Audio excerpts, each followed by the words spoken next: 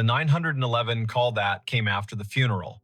They folded the flag for him at the little brick church on Ellsworth Avenue, and the wind tried to take it twice before the honor guard's hands persuaded it to behave.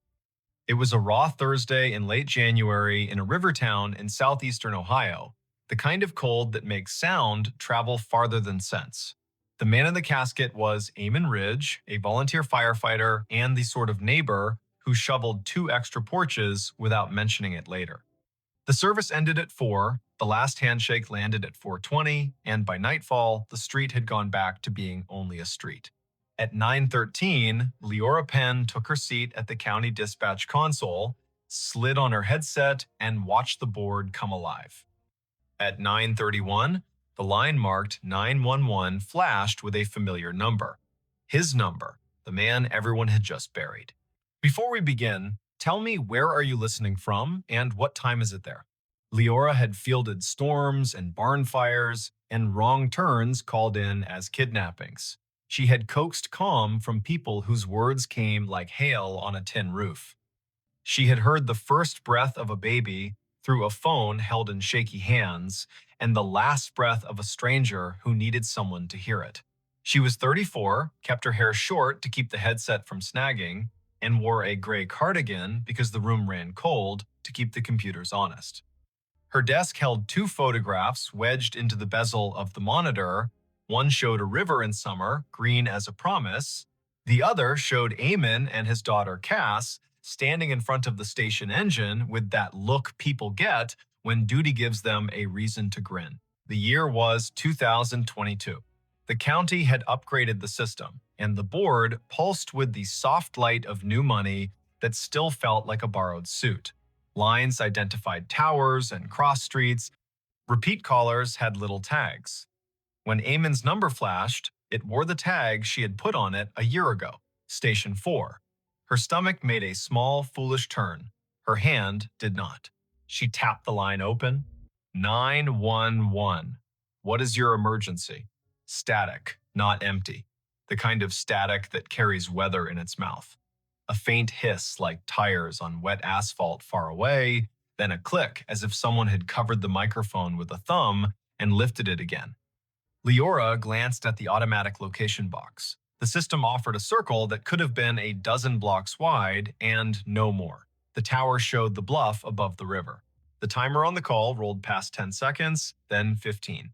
The headset warmed in her hand. "Hello," she said, voice even, the way training turns fear into architecture. "If you can speak, I am here." Something moved under the static. A breath, slow, disciplined. The way firefighters learn to breathe through a mask like they are rationing the ocean. She had listened to Eamon for years as he called in traffic stops and barn smokes and mutual aid requests in that unshowy voice he kept, even when the ceiling thought it was tired of being a ceiling. Her throat tightened without permission. The board did not care. It kept time. The night supervisor, Brandt, rolled his chair closer, not touching her cord. He was 50, part-time philosopher, full-time keeper of snack drawers. His eyebrows asked a question he did not give words to. Leora tapped a note onto the incident log with deliberate fingers. Caller number displays as decedent from earlier funeral. Open line. Faint audio. Possible misroute for memorial device. Possible spoof. Monitor. "Eamon," she said quietly, because sometimes names open doors the way keys do. "If you can hear me, give me any sound." The line breathed once more, then found a voice. Not bright, not ghostly, a man speaking like someone who had walked all day and only now remembered he could sit. It said one sentence, 3 words, patient, back door locked. Brandt's hand hovered over the radio mic. Leora nodded once. He paged Station 2 because Station 4 was morning, and Station 2 would show up with their coats half buttoned and their hearts arranged like a team. He sent them to the Ridge home on Quint Street, the small white place with a porch swing that had never let a guest feel foolish for needing to sway a minute. Leora kept her voice on the line. "Back door, locked," she repeated, writing it, hearing it, feeling the way the sentence wanted to be a map. "Is someone inside?" Nothing answered at first. Then a second sentence, softer. "Cass asleep. Brant's fingers were already moving the way piano players do when the song makes them want to be faster than they are. Officers on the midnight swing shifted their routes without complaint.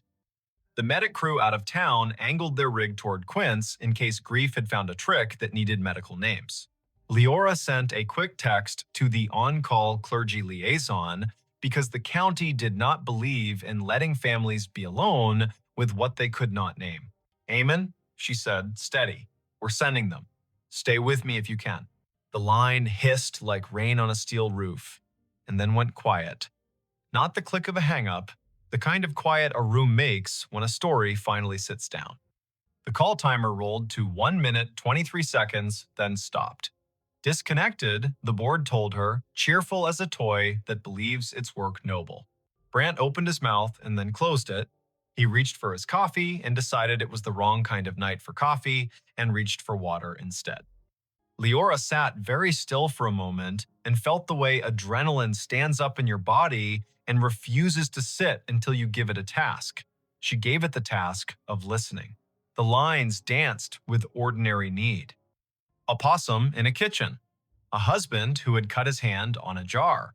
A neighbor who had heard a window break and then realized it was the television. Her hands did their work. Her ear held a room for the line that had gone quiet. Officer G. Park radioed in first. Voice crisp. Tires crunching on salt in the street. Unit 3-1, Quince Street. Back porch light on. Back door indeed locked. Copy request to knock. Copy, Leora said, hearing her own voice make simple shapes. Proceed. There are knocks that sound like questions and knocks that sound like the start of a fight. Officer Park knocked like a person who has played in a string quartet. Firm, meticulous, willing to wait between knocks.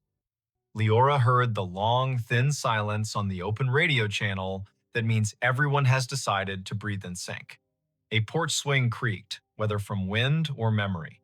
Then Park again, softer. Visual on subject in living room. Teen. Asleep on couch. Television on mute. No visible distress. We are making entry.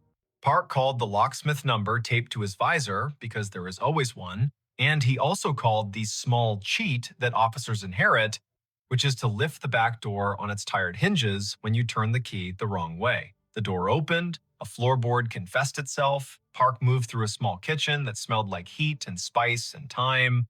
He said, quiet as a blessing, Cass, it's G, it's me. The girl woke with that rough sound grief makes when it has only just let go for half an hour at last. Back door, Park said into his shoulder mic. Locked, now secured. Subject breathing, oriented, tearful, says she fell asleep and forgot the back after the last aunt left. She says her dad would have said it. She says she heard him say it sometimes, even when he was alive, when she forgot. I'm locking up, then staying here until her aunt returns. The call had been the little bridge a county makes when one house cannot manage all its doors alone. Leora typed. She logged, she breathed. She answered a call about a siren that would not stop on a fire alarm panel, which is a call that can ruin a night or return it to its usable shape. She told Brant she needed 30 seconds, stood up from her console, walked to the stainless sink by the break room door, and washed her hands as if she had been in a kitchen that required respect. At 10:48, the line lit again. Same number. The board did not know how to feel about that and chose its usual indifference. Leora took it. 911. A voice lives inside a headset after a while. The nerves learn routes, the body decides where to keep the sound. The phrase came through low and clear. Basement. Pilot light. She did not hesitate. She sent the fire crew already on Quince next door. She told Park. She told the aunt, who had come breathless from her own house 3 blocks away, that they were going down the cellar stairs for the little square of flame that keeps a winter from doing more harm than good. She heard Cass in the background say, without fright, he always listened to the furnace like it was trying to tell him a joke. Engine 3 called in. Pilot light out. Gas smell minimal. Windows open. Relit. Carbon monoxide monitor registers safe. A firefighter Rowe, who had once done stand-up for exactly 2 open mic nights, and then decided his comedy belonged in the bay with his coworkers, added gently, Whoever called this in has good ears. The board calmed, the town kept its little noises, the river told the ice what to do, and the ice obeyed or not. Leora's shift slid past midnight. At 1:19, she poured tea she did not want and drank it because warm things are a kind of law. At 1:40, an old man reported a woman knocking on his side door asking for a light, and she sent Park and his partner again, and it turned out to be a neighbor who had locked herself out, and they laughed about solutions and did not mention grief, so it would not be tempted to take that house too. At 2:19, when the dispatch room feels like a lighthouse that forgot whether the bay is wide or just an eager creek, the line lit a third time. Leora did not say amen out loud. She let the humanities teacher voice in her head that once told her names have heft say it for her. 911. This time the sentence was longer. Not elaborate, not difficult. The kind of sentence men say when they've spent their lives making tool lists. Check the pan on the back burner. Leora's fingers moved before she could tell them to, and 10 seconds later, Park said on the radio that a pan of oil sat glowing on the stove, forgotten by a cousin who had come bearing food, and then wept, and then gone to call another cousin and set the phone down on the porch rail. Park killed the burner, slid the pan onto a cold eye, and said, "Tell whoever's on that line thank you again." She said, "I will," and understood how inadequate that was, and also how there is no better sentence at 2:20 in the morning when a house has been held upright by 2 extra words spoken by a man with no air left to push them. By dawn, the calls had slowed to their usual winter trickle. The board made its little satisfied beeps, the shift change crept near. Leora printed the overnight logs for the lieutenant in charge and set them in the bin with the neatness of a person who believes paper is a form of kindness. She took off her headset, set it on the hook, and let her neck decide it had been a stiff night. On her drive home, the river looked like a sheet of hammered tin under a sky that had not yet decided whether to blush. She stopped at the corner store for milk and oranges. The clerk rang her up and asked if she had been at the funeral, because everyone had been at the funeral, even if they had not parked their bodies in a pew. Leora said yes, and the clerk said he had known Eamon since they were boys, back when the river took 2 boys and gave back 1, and how the one who came back had never raised his voice again, unless it was to make a frightened kid laugh in a smoky basement. Leora listened. The clerk put 2 extra oranges in her bag, the way men do when they feel the night reach its hand into the room and cannot keep all the light from leaving. She slept until noon and then sat in her kitchen with the radio low and the blinds open to teach the afternoon how to behave. Her phone chimed with a message. It was Cass. Leora had given her number to the aunt without thinking, and nothing about this felt like a boundary violation now. The message was a picture of a backdoor lock and a caption. "He did it again, thank you." She replied, "You did it." He reminded, "That is a team." Cass sent back a heart in the color teens choose when they mean it and do not want to seem silly. Word traveled without gossip's teeth in it. People told each other the version they could bear. Some said the call after the funeral had been a trick of towers, an echo, a message scheduled by a grieving mind that had set a reminder on a phone. Some said Eamon was still doing his rounds, making sure pilot lights and pans behaved. The chaplain said he did not know the mechanics of it and did not care, that love gets to serve in whatever uniform it likes. The fire chief said quietly to Leora, "If my number ever lights your board and I am not in a position to help myself, send the crew. I will not be offended if you use my name to get them there faster." It is Wannon. The next week brought the kind of snow that erases the edges of things. Leora worked 3 overnights in a row and learned to sleep in squares of 4 hours like a cat. She took a call from a man who had found his wife on the floor and guided him to count and compress, and the medics arrived before the counting rasped the hope out of his voice. She took a call from a woman who had locked herself in a bathroom because her boyfriend had stopped being gentle, and she kept the woman talking about the photograph on the wall while the officers climbed the stairs 2 at a time. She did not think about the line until it lit again 2 Fridays later at 1 in the morning. She kept her voice clean. 911. Eamon's voice came again, thinner, like a person speaking through a scarf. It said, in a tone part instruction and part apology, box of matches in the junk drawer beside the oven. Throw them out. She told Park. Park went. He opened the drawer and found a box that had wicked itself damp and mean. He took it to the back porch and soaked it and binned it and then came inside and wrote a sticky note for Cass that read, "Your dad told on you."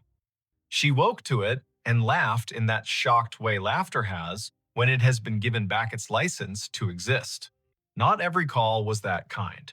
Once, the line connected, and all Leora could hear was faint wind and the hollow tick of a cooling engine, and she understood, without needing the lieutenant's later confirmation, that this had been the night the station bays opened, and Eamon's truck had been driven back from the long, slow procession, and the engine had clicked in that language.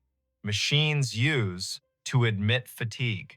Once, the line carried only a sound, like boots on gravel, exactly 3 steps, then the pause of a man looking at a sky he used to know from a ladder truck. Once, nothing came at all. And still, she stayed on the line the way you stay on a porch after a friend has gone inside, just in case one more sentence needs to come out and walk around in the air. Spring loosened the river. April made the churchyard look less stern. Cass finished school with a concentration that made her teachers write small notes on the bottom of her papers. You have turned into a person who trusts herself. Leora saw her at the station on an open house Saturday, and the girl hugged her the way nieces do their aunts without asking for the right to be related. They stood under the engine bay's great door and listened to the way small kids treat sirens like musical instruments when given permission. Cass said she sometimes still heard it, the way a voice comes into a room without needing to open the door. She said the voice had told her to bring in the porch rug before a thunderstorm that would have flung it across the block. She said the voice had told her to drink water before her stomach had the language to beg for it. "What do you think it is?" she asked, not demanding that it be a ghost or an algorithm. "I think you live in a county where people answer one another when called," Leora said. "I think sometimes lines open from one room to another because the rooms were built that way by love. I think if we say it out loud too many times, the day will get shy and pretend it never happened. And I think your dad trained his whole body to go when someone needed a sentence, and I do not know what training looks like later. Thanks for watching Allen's To Help Pray." Cass nodded as if she had been offered advice about lifting with her legs, not her back. She put her hands on the engine's bumper like a kid checking the pulse of a whale and whispered thanks in the dull shine where she thought it might carry. The last call came in July, on a night that smelled like cut grass and the electric promise of storm. The board was quiet. Brant had his feet crossed at the ankle, the way he did only after midnight when the county behaved. The line lit.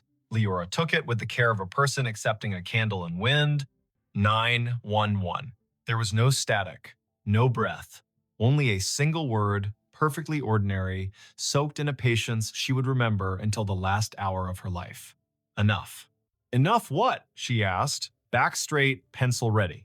The word came again, a thought set gently on a table. Enough. Then a long exhale, the temperature of a day in which someone has put down a tool they are proud to have used and is ready to wash their hands. She typed the word. She did not send units. She did not mention it to Brant until the end of the hour, when she said it out loud the way you say a number twice to make sure you got it right. He nodded. He threw a cough drop to her like a baseball, and she caught it and laughed because bodies insist on living. There were no more calls after that. The system reassigned numbers as systems do. The board forgot how to glow with that tag.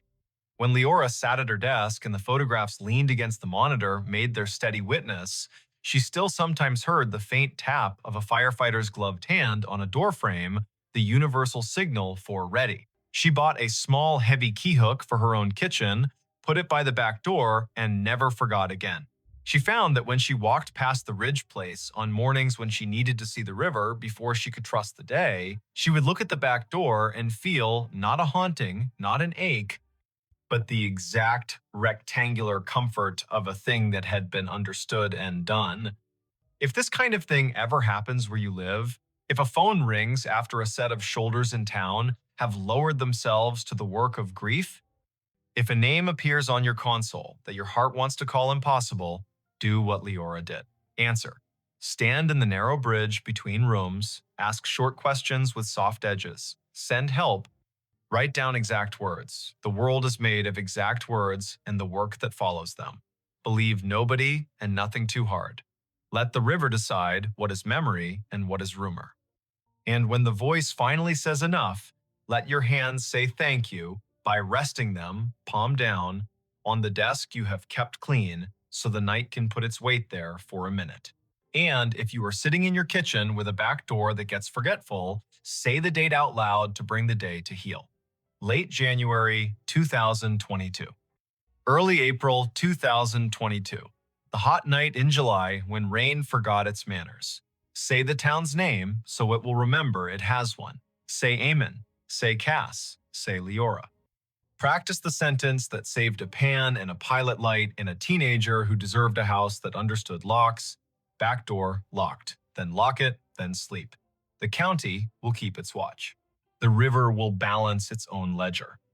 Somewhere, a dispatcher you will never meet will lay a pencil down on a pad with a line drawn through the last open box, a small, perfect check that means this part of the night is finished and the next part may begin.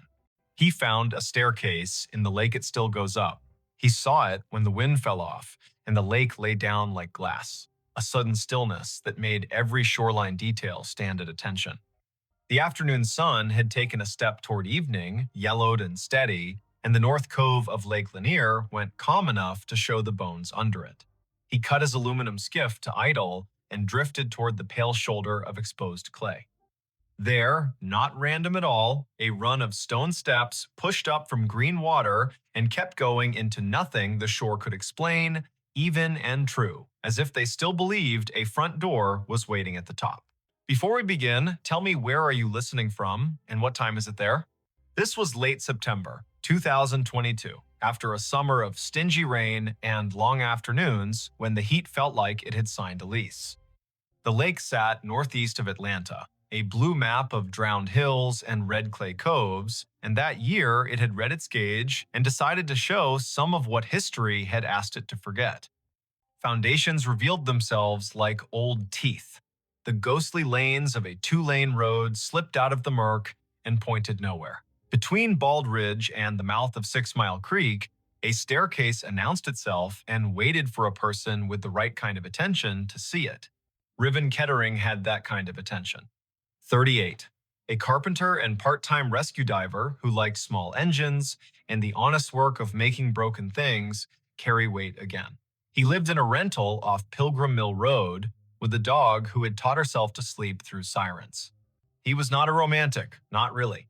He was the kind of man who listened to what a hinge said when it wasn't being looked at. The lake had been a job and a solace for him since he moved down from the foothills of Tennessee a decade earlier, and on afternoons like this one, he took his old skiff out to idle over the drown. The staircase began 3 steps below the surface, pale rectangles set into the clay, then climbed above waterline, slick with algae, where yesterday had touched and left. 12 risers showed drop. They marched up the bank as if they had no intention of stopping, then continued past where stone ended, the air holding their measure with a confidence that made nothing in Riven's head feel quite steady.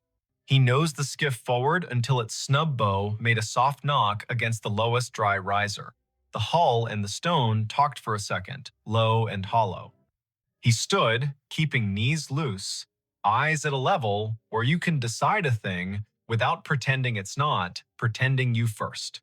The steps were fieldstone set into a poured bed, careful work from when hands were steadier because nothing had asked them to type yet.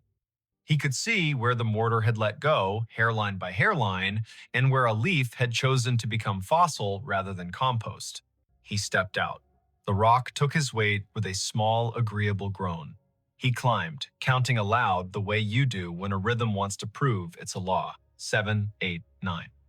A wet line at his ankles where he had waded the shallow to push the skiff in. 10, 11, 12. He stopped where stone ended. The sidewalls rose one more course and then gave way to air. Ahead of him, nothing. Above him, more nothing. And yet his right foot, when he slid it forward with the caution of a man who had once fallen through a rotten porch and did not intend to audition for that pain again, found resistance. Not stone, not water. Not empty. A density like stretched cloth, like cold-pressed sugar, like a stare that remembered itself and refused to forget just because the lake had been told to be a lake. He drew his foot back, scalp prickling, breath in a pocket he didn't want to open too fast. He looked around to see if anyone else had been presented this joke. No one. In late September, a Tuesday can make a cove your private chapel. Far out, a pontoon boat moved like a floor with music on it. Closer in, a blue heron had made the stump of an old post into a claim. Riven set his palm above the end of the stone into the air where a banister would be if someone had finished the thought. He felt nothing until he pushed a hair past what he thought was safe.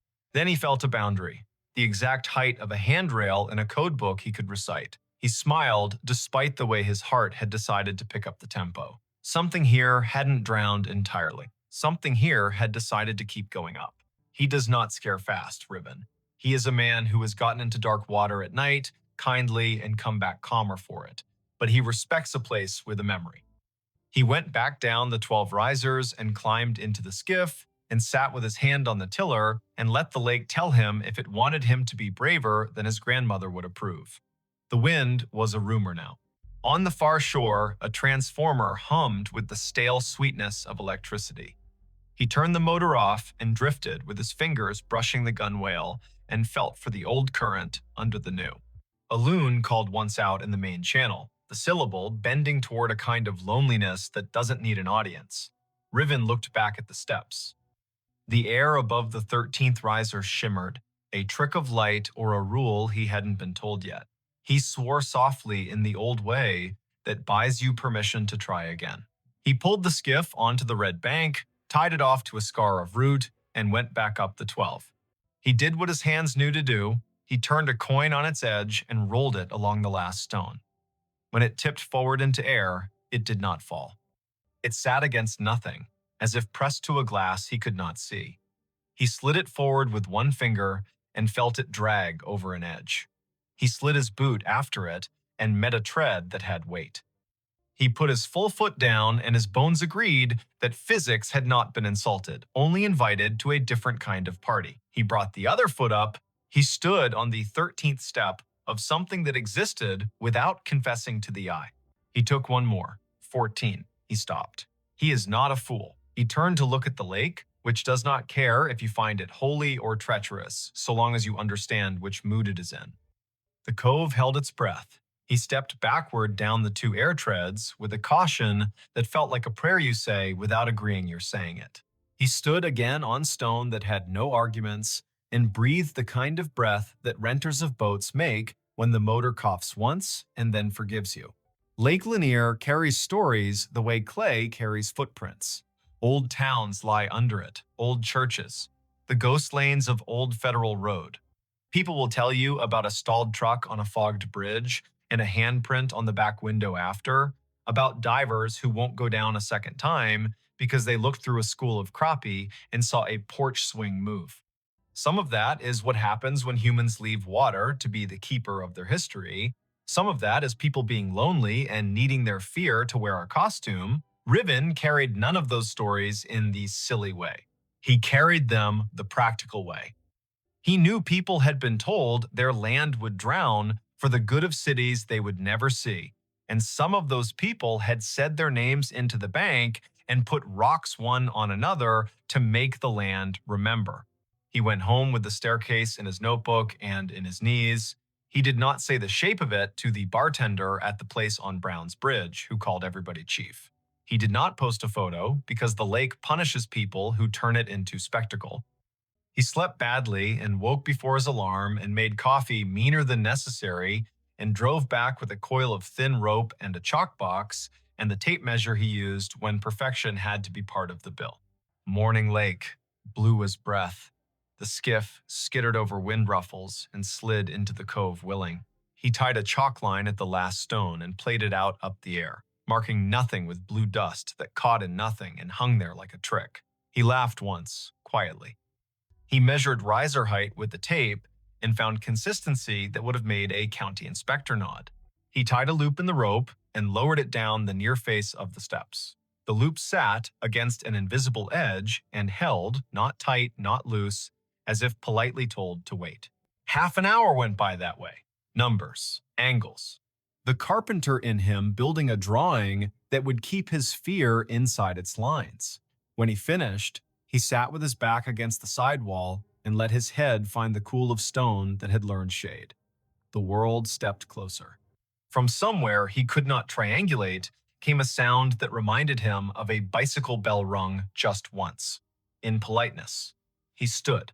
The sound did not come again. He walked down the 12 and waited on the shoreline while the lake decided whether to ignore him or to grant him more. A woman called from the top of the red bank. Riven looked up. She was tall and rangy, mid-40s, wearing the kind of straw hat that makes a person look like they know how to move in weather. She carried a camera with a strap that had been repaired twice and a notebook bulging with the kind of paper that did not come out of printers. She introduced herself with a grin that answered questions he had not asked. Mara Clary. She ran a small outfit that mapped drowned towns and grave relocations for counties that cared to admit their forgetting. She had a copy of the Army Corps' old charts and a habit of showing up where the lake loaned the present to the past. "I've been told you've got steps," she said, "and that they keep going up." He wanted to ask who had been talking. He wanted not to have his name in a stranger's mouth. But she put her hand on the sidewall like a careful person says hello to an old horse, and the way her face took in what she saw made him feel less alone in his own seeing. He nodded. He told her his name and the number of air treads he'd let himself trust. She whistled low. "Lanier tells on itself every few years," she said, eyes on the shimmer above the 13th. "But I haven't seen it do this. Fieldstone, that would have been a front walk probably. Or the stairs to a porch. You can tell from the way these aren't as steep as church steps. And there would have been a dog who slept halfway up until someone came home at supper." "Everyone says that about any porch," he said, smiling despite himself. "Only because it keeps being true," she said, and laughed like a sound the cove had missed. They measured together, she took photos, he held a stick out over the air risers and watched the end bounce against nothing. They left offerings the old way. He peeled the paper off a peppermint and set it on the third stone step. She untied a strip of blue cloth from her hat and tied it to the root that held his skiff's rope. The lake, if it acknowledged that at all, did not show it. She opened her notebook to a page where she had copied in neat letters the names and dates of households taken when the valley was flooded in the early 1960s. 2 farms had sat on this spur, the Sumter place, the Jory place. Sumter had 5 children and a clean way with fence lines. Jory was famous for a Sunday table and a sour temperament the rest of the week. The county had cut checks and called it a necessity. The stairs could have been either family's. But on the sidewall, low near the 5th riser, they found a mark cut into mortar with a nail or a stubborn penknife. A letter. "J. You think Jory," she said. "Or June," he said. "Or Josephine. Or a boy who didn't get to grow into his handwriting rights, their first initial into any stone that isn't busy." The lake made a small sound against the hull, a shrug. They came back the next day, and the next after that. In the afternoons, teenagers on rental jet skis came doing grammar the water did not admire. In the mornings, a heron watched like a magistrate. Once, a man in a bass boat cut his engine and drifted nearer and asked if the invisible was real or a trick. And when Riven told him the truth, he raised his cap and said, "Well then," and idled away because some facts want to be left alone to keep being facts. On the 5th day, just after noon, when the light loses some of its slant and the lake starts its long exhale toward evening, the air changed. Riven was on the 14th invisible tread, Mara 2 below on stone, the rope tied at his ankle as if that kind of thing would help. He felt a pressure move across his shin like a child's study of a newel post. The hair on his forearms declared a vote. He looked up. Above him, a faint dark line hung in the bright. A lintel, if you wanted to pretend to see one. A line where a door might have decided to sit if it still meant to. He lifted his hand slowly and let it hover. It met resistance at the height where a latch would be if people had followed the same measurements here as they did in town. He pressed a fraction and felt the air give. Not much, not enough to invite him, only enough to say, "I know what you are asking for," and no. He withdrew his hand. He did not try again. He went back down and sat on the sixth stone step and put his elbows on his knees and let his head go heavy in the way of a man who knows the difference between a closed door and an answer. "Not today," Mara said, not unkindly. "Doesn't mean never." A storm ran around the rim of the lake that night and forgot how to come down. The next morning broke clean and noisy, with birds relieved to be right about the Sunday. When they returned to the steps, the peppermint was gone. The strip of cloth whispered against the root when the wind remembered it. On the fourth stone riser, a line had been drawn in the red dust by a finger that had not belonged to wind. 4 short lines, 1 long. The way a person keeps track of days when they are doing a job no one else is counting, they looked at each other like people who have been included in a conversation without earning it. Mara wrote down the marks in that tidy, practical hand. Riven climbed to 14 again and did not press the air where the latch would be. He listened instead. It is an old trick. The more you don't demand to hear, the more willing a place is to say its piece. Somewhere above him, at the end of the invisible run, a sound came faint, almost an opinion. The scrape of a chair, foot against a wooden floor. Once, then a breath, remarkably ordinary, let out by someone who was done with a small effort and is pleased to have finished. He let his knees bend and went back down step by careful step. The county put out a notice, polite as a church lady, asking people not to climb anything that felt like absence. A man from the Corps came by with a clipboard and a caution that did not include humor and told them to rope the place from the bank. They tied a line and left it slack enough to be ignored by whatever needed to come and go. Mara logged coordinates and photographs and the exact color of the lichens on the sidewall. Riven made a drawing of the steps that showed the air ones the way you show trust, with dotted lines and a note that says, "As found." Word spread anyway. It always does when to leave a thing alone would be the more complicated form of love. A grandmother came and watched from the shade and told her granddaughter a story about the summer her brother rode a bike into a field that is now part of the lake and fell and did not cry, because corn leaves will cut you if you give them. An audience. A man in a Braves cap stood for a long time with his hands in the back pockets of his jeans and didn't tell anyone why his eyes kept the gloss they kept. A boy clapped once and apologized, and then asked if the staircase sounded like anything, and when Riven told him about the scrape and the breath, the boy looked toward the place where a door might be and whispered, "Thank you," like a student to a teacher who has handed out permission slips to freedom. On a Wednesday morning in early October, the lake rose 2 inches. The first stone step went green again. The 12th stayed dry. Riven set his palm to the sidewall as he had begun to do without design and said the names of the months out loud as if they were a key. Mara arrived late, hair in a bandana printed with little cranes, a thermos in one hand and a sheet of onion skin paper in the other, the thin kind that takes pencil and lets the stone's texture come up through. She rubbed the J, the nail-cut letter, and the tally marks.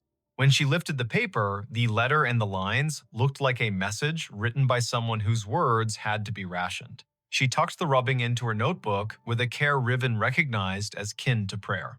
By noon, clouds built into a boast. Mara packed her camera because electric things deserve not to be insulted by weather. Riven untied the rope at his ankle and coiled it with the absent-minded competence of someone who likes ropes for the way they make order out of risk. The air above the 14th step felt different, cooler somehow, denser. He looked up and wanted more than he would have admitted the week before to see something acknowledge him. Not a face, not a figure, an idea. The lake refused. It kept to its rights. Before the storm broke, a small group arrived in silence. Not tourists, not thrill seekers, people in good shoes that did not belong to docks. A woman in a navy blazer, a man whose tie had been loosened by degrees and had stopped at 3, an older woman with a cane that looked like it had been carved by someone who understood trees better than money. They stood on the bank above the line and watched the steps like people watching someone figure skate after having once skated the same routine 3 decades ago and remembering what the body used to hold. The older woman spoke first, to the stone, not to the living. "You kept it," she said. "You stubborn thing. I told them you would." She introduced herself when Riven climbed down to the bank with his curiosity plainly showing. Ada Sumter Jory. Not a marriage, she was quick to clarify, but a habit of names borrowed and kept. Her father had been a Sumter, her mother a Jory by necessity and grievance. She had been 10 when the men from the government came and put stakes on the hill and told her they were measuring to make the river useful. She had been 14 when the kitchen was dismantled and stored in a relative's shed, and the porch chairs were put on a truck without the porch. She had been 15 when the lake finally climbed to the 7th stair, and the dogs refused to sleep where they had always slept, and had to learn ground new as a dollar. "My granddaddy set those stones," she said, chin lifting toward the steps. He knew the grade by eye. House stood there. She pointed at the air, ran long that way. Kitchen at the back, where mornings were honest. Stairs to the sleeping rooms tucked in right of the door. He told me we build stairs for coming and going and for waiting. That last part is where the world gets the math wrong. She cleared her throat once, a small thing that meant a larger thing had moved through it. "My brother wrote his letter J in the mortar before it set," she said, and smiled fully for the first time. He was 5 and mad because he had not been allowed to carry a stone and needed to have done something the porch would remember. They watched the lake together as it considered which forenoon belonged to which afternoon. Mara showed Ada the rubbing, and Ada put her palm on the paper like a hand over a baby's sleeping flank. "He stayed mean," she said of Jory, but without any real heat. But he loved that stare. Sat halfway up when he had nothing to do and the weather had nothing to argue about.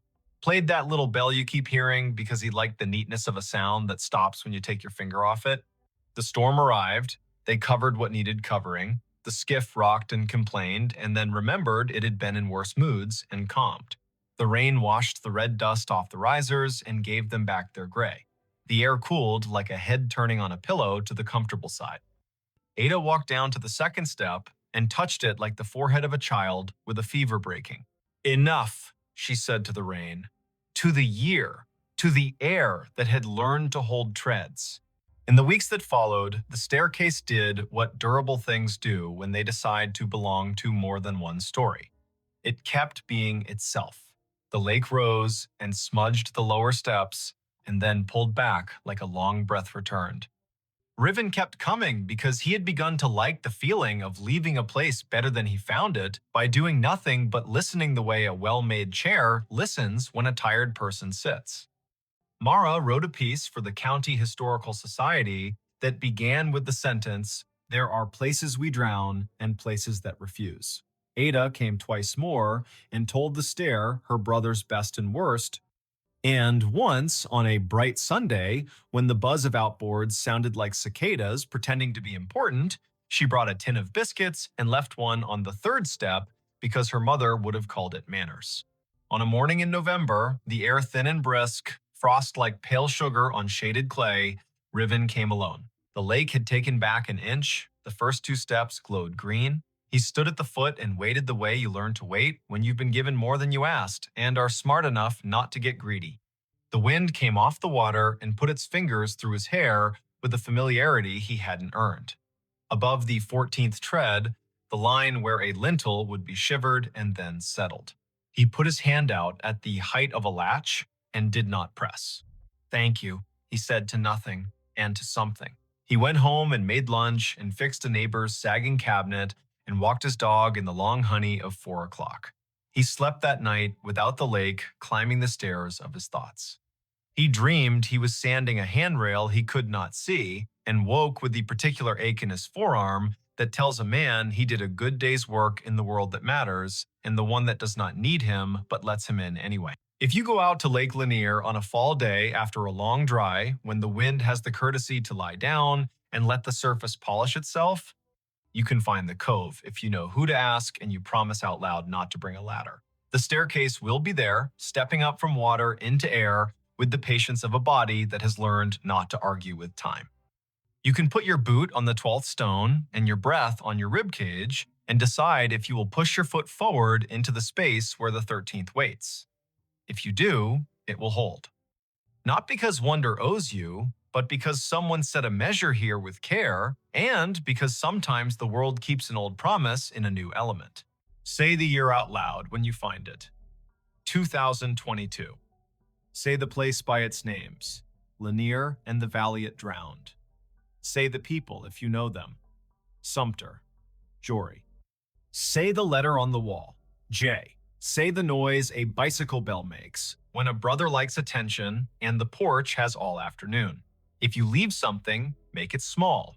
A ribbon, a peppermint, a finger laid gently in dust to make a line that will blow away with the next weather. Walk back down, let your knees do what they were built to do. Put your hand on the sidewall the way you would on a friend's shoulder when leaving them on their own porch in the dark to listen to the crickets. The staircase will keep going up whether or not your eyes can follow it. It will keep its measure in the air. The lake will rise and cover the lower treads and then fall back and confess again. Boats will hum. Herons will judge. A woman in a straw hat will rub letters onto paper, and a man with a dog who sleeps through sirens will coil rope and listen. And somewhere under the calm skin of the cove, where red clay holds onto everything it can hold, a front door you cannot see will stay shut and not unkindly, practicing the hardest kind of hospitality there is, offering you a way to ascend and a way to wait, and trusting you to know which one belongs to you today. Her phone pinged at a grave with her name. The notification bloomed on her screen the moment her shoes left the gravel and slid onto the soft path between moss-dark stones. A small bell chime, bright as glass. A banner at the top. You have arrived, Eden E. Hale. The words sat there as calmly as a weather app, as if the city had decided to label her the way it labels a bridge or a square. The place was Bonaventure Cemetery in Savannah, Georgia. Spanish moss hung in long, steady sentences from the live oaks. The river kept its secrets behind the bluff and breathed like a sleeping room. It was late afternoon on a Sunday in early November, the air cool enough to make her wish for sleeves and warm enough to forgive her for forgetting them. Before we begin, tell me, where are you listening from and what time is it there? Her name was Idoni Hale, 28. She worked in visitor services at a small maritime museum upriver, the kind of job that made her memorize the angles of ships and the dates when storms came ashore. She liked fonts and quiet, and the sound salt makes drying on stone. She was visiting Bonaventure because her friend Anson had flown in from Minneapolis for a long weekend, and the two of them liked places that let you feel your breath in your mouth. The year was 2021. Phones knew where you were with indecent intimacy. Some headstones wore small plaques with codes that asked to be scanned and promised a story. They had parked on Bonaventure Road under an oak that had learned to be older than most houses. The sky was simple, a clean coin of light. The volunteer at the office had given them a paper map and a soft-voiced list of locations worth the walk if you wanted your day to hold. Look for the little angels facing east. Find the section where the camellias keep blooming against instruction. There's a family plot that feels like a room you shouldn't step into without knocking. No one mentioned a notification. Eden stared at her phone. The banner did not give a location like Section F or Plot 31. It was the same tag her calendar used when she arrived at work or home. You have arrived, Eden Hale. As if she were a place. As if the grave were her. Anson leaned toward the screen and squinted. He was tall and light-footed, a teacher of high school literature who carried poems in his pockets like receipts. He read the banner and then her face and made a small arranging motion with his hands, the way he does when he wants to place humor where fright is trying to sit. That's a bug, he said, not unkindly. Or a geofence you made and forgot. Did you tell your phone to remind you to be yourself today? She clicked the banner to see where the phone thought she belonged.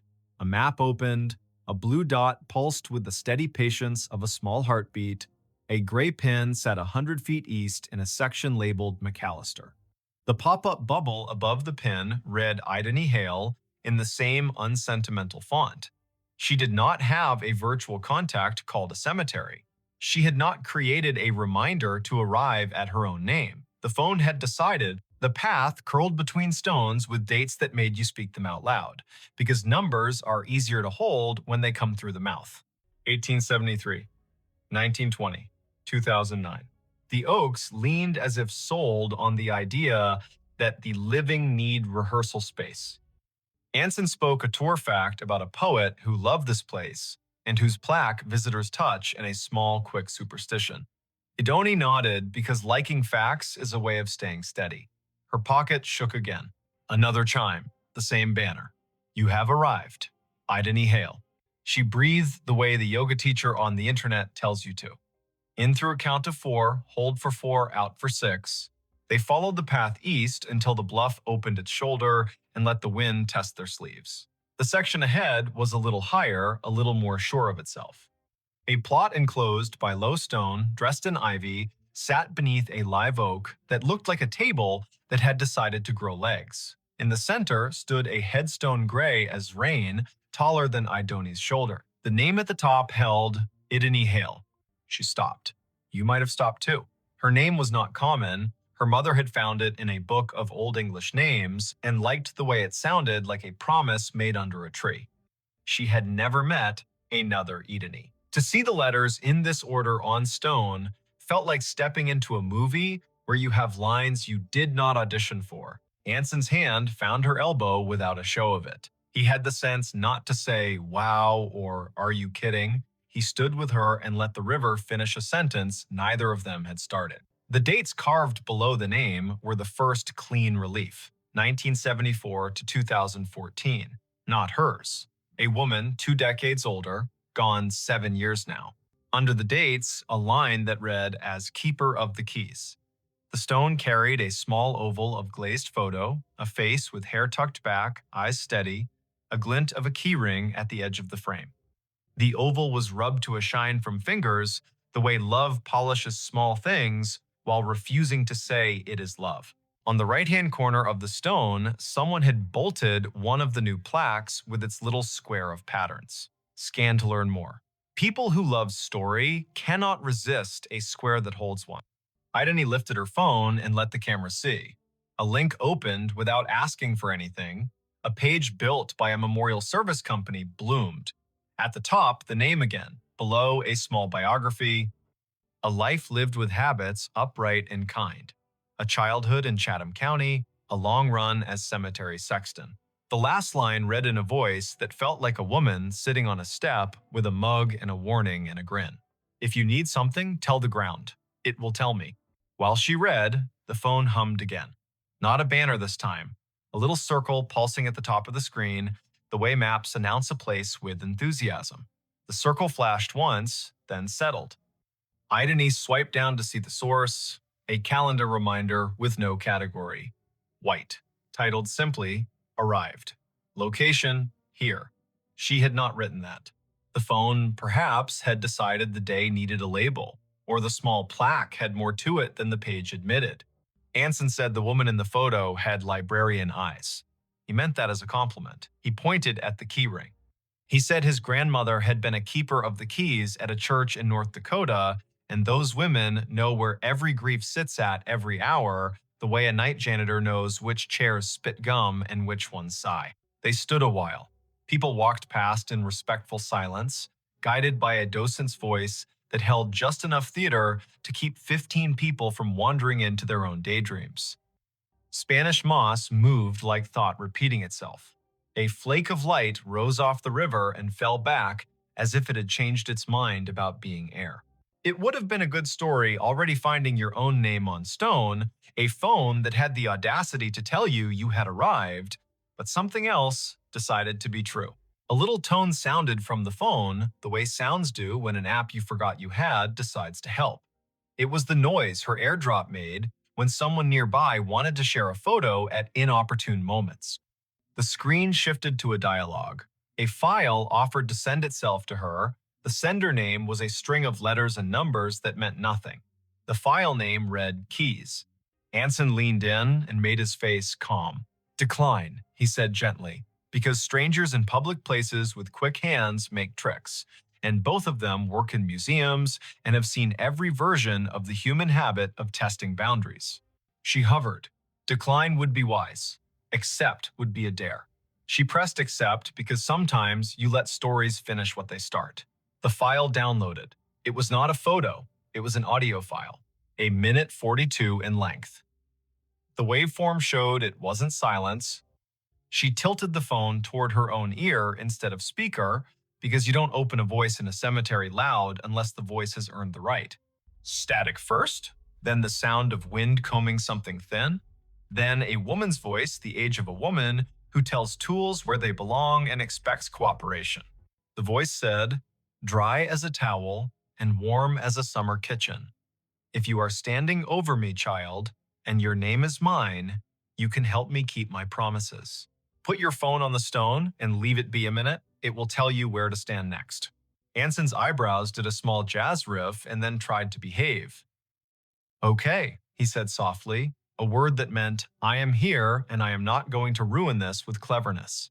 Idony set the phone on the flat top of the headstone the way the voice had instructed.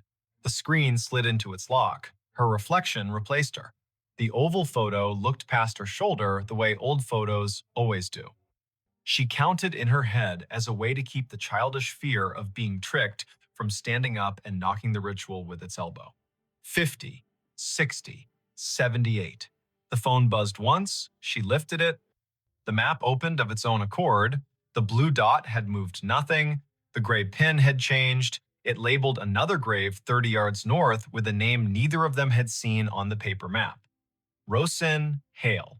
A second name. Another Hale. The first name was Welsh and not common here. They went because the day had asked enough times to be answered polite. The second stone stood lower, more modest. The granite, a color you could never find on purpose if you looked in a catalog. The dates were older, 1931 to 1999. The epitaph read, "She kept the gate lighted," and under that, in smaller letters, so faint you could only see them when the cloud put its hand over the sun, a line, Rosine was born. Rosine Idris. She married into Hale and stayed. Tell my niece if she comes through here that I see her when I count keys. "I am not anybody's niece," Idony said aloud, and then took a breath because she heard the defensiveness squirreled underneath. "I mean, not hers. You might be more people's niece than you know," Anson said gently, a man who had grown up with uncles who weren't uncles and yet were more family than the kind that wears your face. They stood while the wind added a signature to the bottom of the page of the day. The river put its shoulder against the bank and leaned. The phone did not ping again for a while. A cardinal went from one branch to another with the purposeful speed of a person who knows where the parts are stored. A group of teenagers trailed an auntie through the lanes, popping gum in a respectful way, which is a regional miracle. Idony looked up Rosin on the cemetery's database because when your heart gets odd, facts make a braid to hold on to. The database was one of those volunteer-built websites that carry the tone of a potluck where everyone brings a dish so exact it shames you for choosing salad. Rosin's entry was thorough. Born Rhonda Valley, came across with parents as a child, settled in Chatham County, married one Mr. Hale, worked checklist after checklist for the electrical union office, sang alto in church with the patience of an anvil, survived by no children, preceded by older brothers, all gone. Niece mentioned in an obituary in 1999 with no name given. Anson made a sound that meant the story had wiped its hands on his shirt and was ready to cook. The phone chimed once more, now with the tone her museum app uses when a beacon in an exhibit hands you a fact. She had turned beacons off last month because being interrupted by history while in history felt a bit like a stage whisper in a quiet theater. She had not turned beacons back on. The screen read, "A note is waiting." A map pinpointed the little brick building the cemetery uses as a workshop for the grounds crew. A path drew itself in blue between the Hales and the shop, like a string in a child's game. They went because keys that ask to be found deserve not to rust. The door to the shop was propped with a cinder block the way doors are propped everywhere when the weather learns to be useful. A radio played a station that chose old soul and occasional baseball score updates. No one was at the counter. A bell stood there anyway, the kind that rings a sound like a glass penny.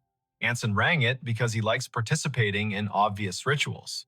A man in his 50s with a badge that read August came in from the back, wiping his hands on a rag that had earned its keep.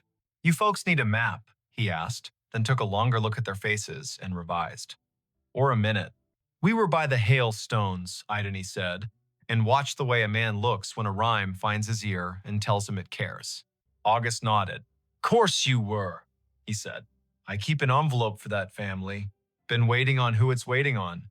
He reached under the counter, where drawers have learned to hold what should not be lost, and brought up a large yellow envelope with a blue paperclip that had rusted a little by choosing weather. The envelope had 3 words on the front in tidy block letters. For the next Idony, heat went across her face like an honest light. August saw it and stilled. He handed her the envelope the way people hand one another babies, meaning well and moving slow. She opened it with her thumb. Inside, 3 items. A small brass key, old, not ornate, with teeth filed like a decision. A folded sheet torn from a spiral notebook, edges soft with years.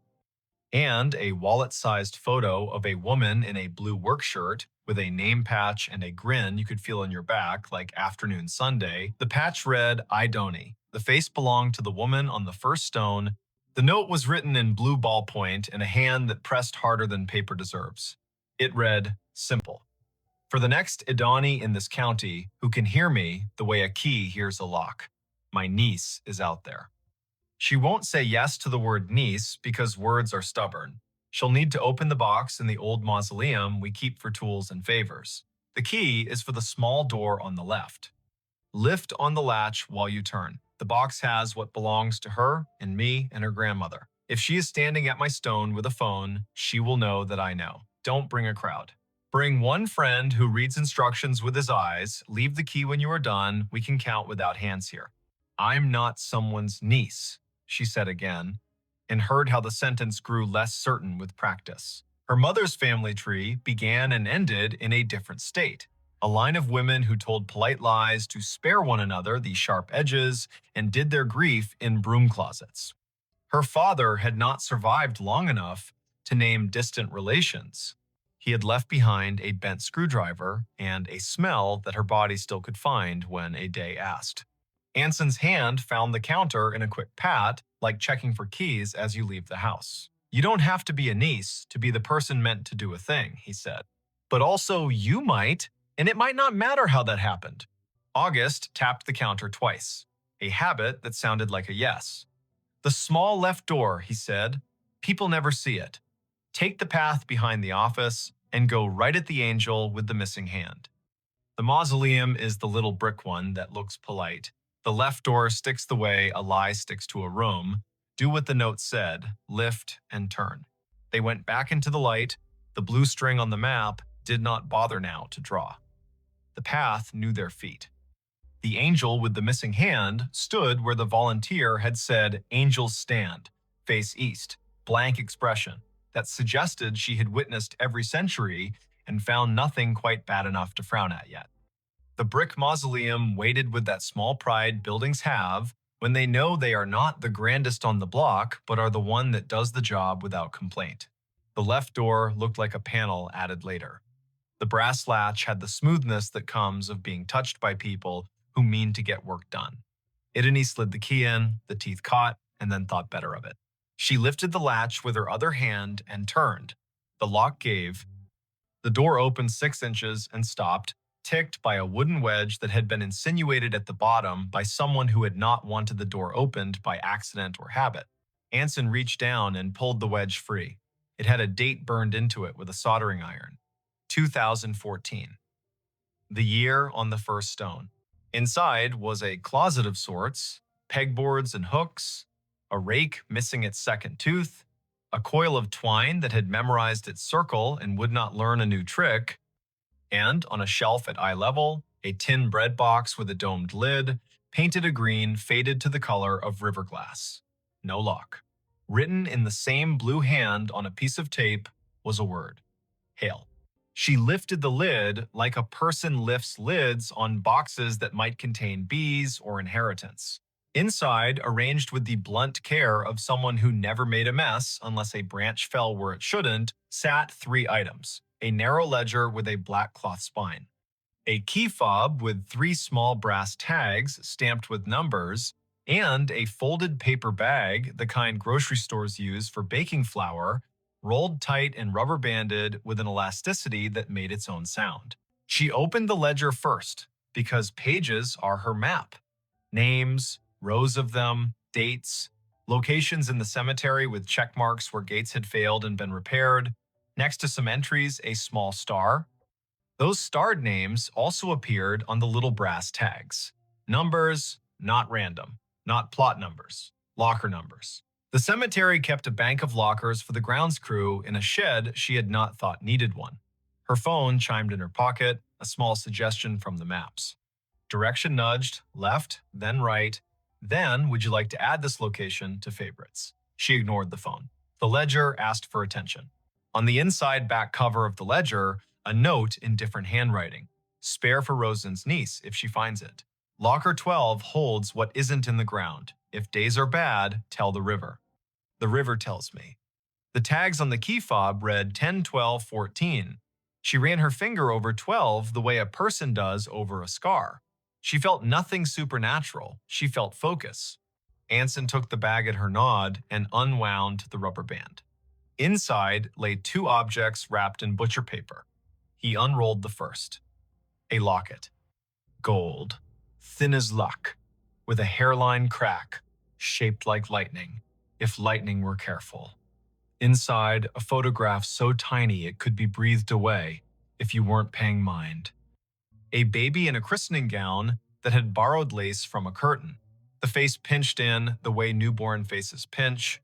On the back, in pencil that had migrated into the paper like a crop planting itself, a name. Rosen Idris Hale.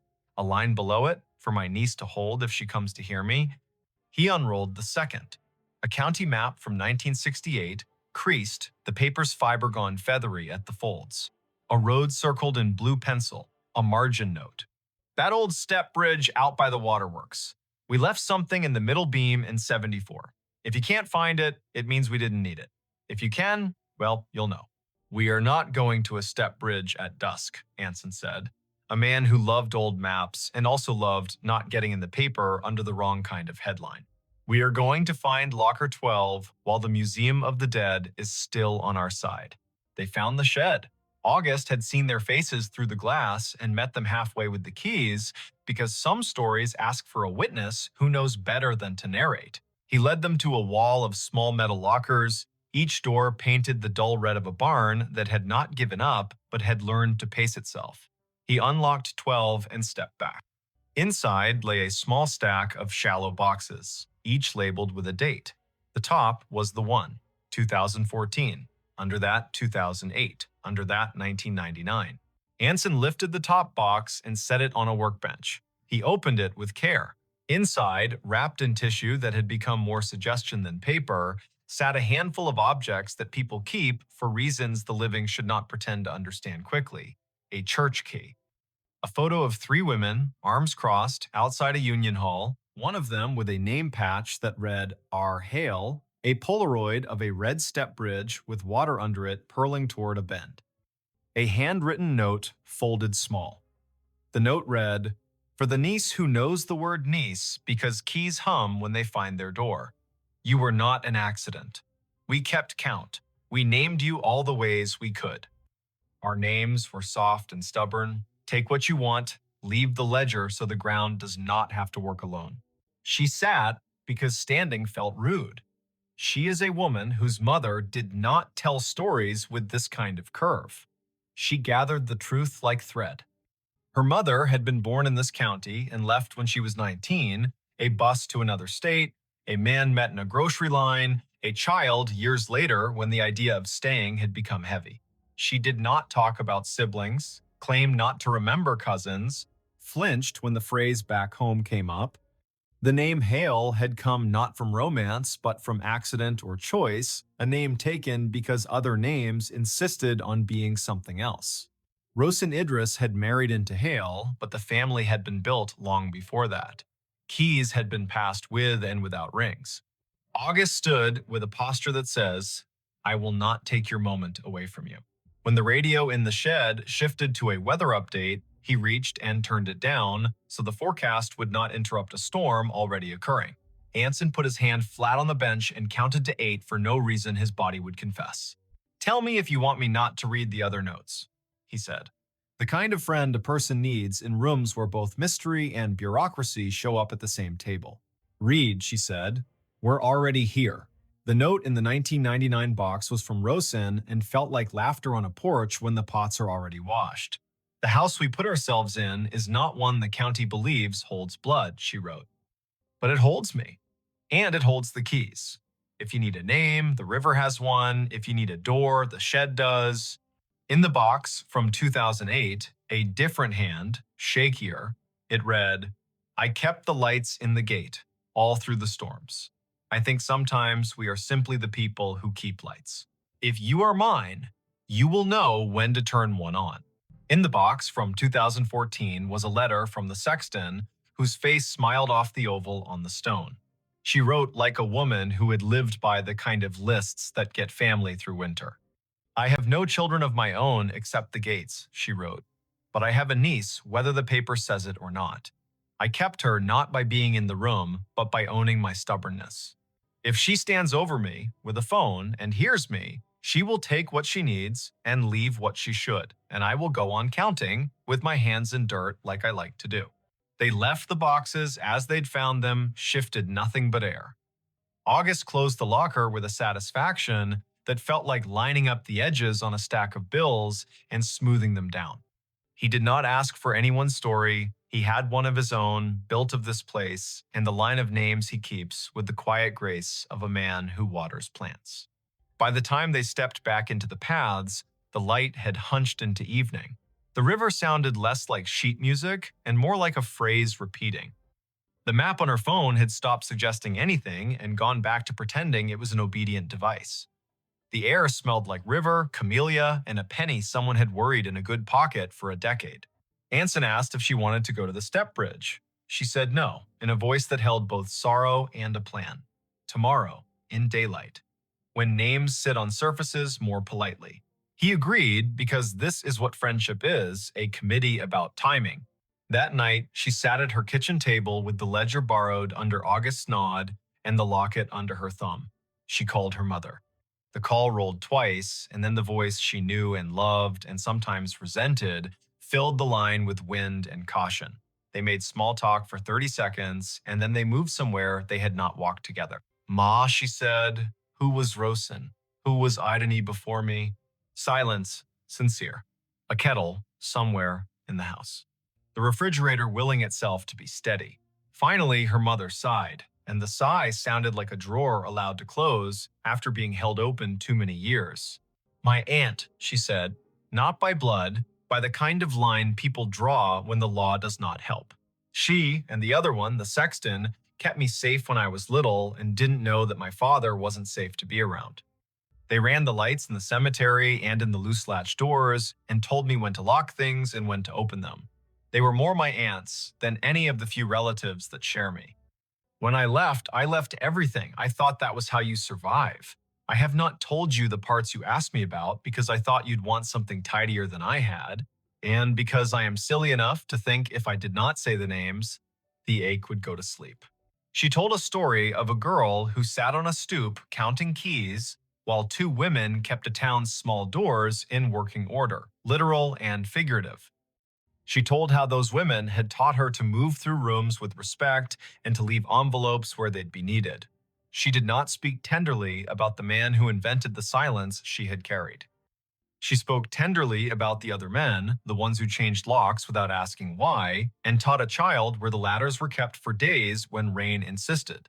I should have told you, her mother said finally, soft with the fatigue of a woman who has not confessed a simple truth for a long time. You have two names, the one I gave you and the one the other women left for you to find when you were ready. You belong to both. You belong to yourself most. They went to the step bridge the next day. It was out by the old waterworks, just as the margin note had said. The county had let weeds try to become the principal of the place, and the weeds had accepted the assignment with poor posture and pride. The bridge stood, red paint scabbed into beauty, water under it moving with the impatient streams have when the river bullies them with schedule. In the middle beam, behind a square of metal the size of a book, a hollowed space. Inside, wrapped in waxed paper, a ring of keys on a chain that had learned 3 hands. Each key had a number: 10, 12, 14. The fob matched the tags in the box. Beside the keys lay a square of paper with a tiny handprint in paint the color of that old camellia behind the office. A child had been here once. She had pressed her hand down. Someone had saved it for a woman who would put her hand down later and understand they did not take the keys. She set her palm over the handprint. The sizes did not match. The feeling did. She closed the plate. She and Anson walked back to the car with the sun finding their shoulders and the hum of insects writing their own accurate dissertations on persistence. Back at the cemetery, she returned the ledger. August nodded like a man at the end of a good piece of work. She walked to the first stone and put 2 fingers on the glazed oval where the sexton's face had learned to look past tourists to the river. She did not speak. She let the ground and the river carry whatever needed moving. Her phone did not ping again there. It would ping months later, once in a grocery store aisle in a different city, when an older woman in a Union jacket looked at her and tilted her head in a way that meant keys are a language. It would ping once again when she held the hand of a friend through a night much too long and heard as clearly as weather a voice say, "Lift and turn." It would ping at odd hours for the next several years when doors asked to be locked or opened with care. Sometimes it would be an app acting like a person. Sometimes it would be a person acting like a map. Sometimes it would be a name arriving in a room with good manners and old roots. If you want the tidy ending, it is this. She wrote to the memorial company to ask who had access to the airdrop at the stone. No one answered in a way that satisfied anyone who cares about permissions. She kept the photo of the sexton in her wallet behind the museum badge and found that having a face like that near your ID keeps you from forgetting where the door to the stairwell is in a fire. She learned to count gates with her hands, the way women in that county had since the first lock learned the first habit. She took pies to August's workbench and listened to his stories. She phoned her mother on Sundays and let the conversation go long enough to find the sentence that mattered each week. She carried with her the sentence from the oval's page. If you need something, tell the ground. It will tell me. If you want the less tidy truth, it is this. Sometimes your life is a geofence you didn't set.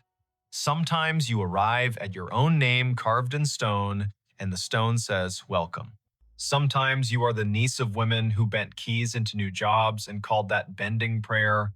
Sometimes your phone pings at a grave, and the ping is only a device doing what it was taught, and sometimes it is a noise a river makes when it is trying to talk through everyone's machines at once. If this happens to you, if you walk under trees that have learned the art of holding up clouds, and a little bell sounds in your pocket, and your name appears as a place, don't panic.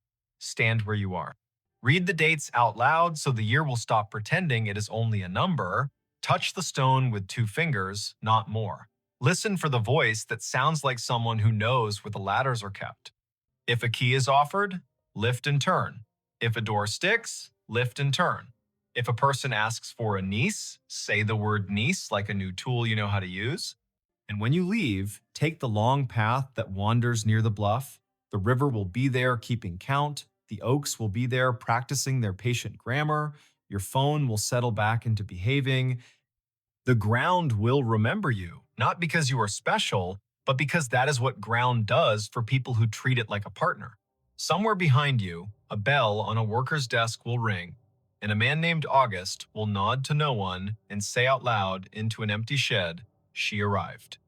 Then he will sweep the floor in slow, exact strokes as if he were writing the names in dust and erasing them on purpose so the day could begin again and mean it.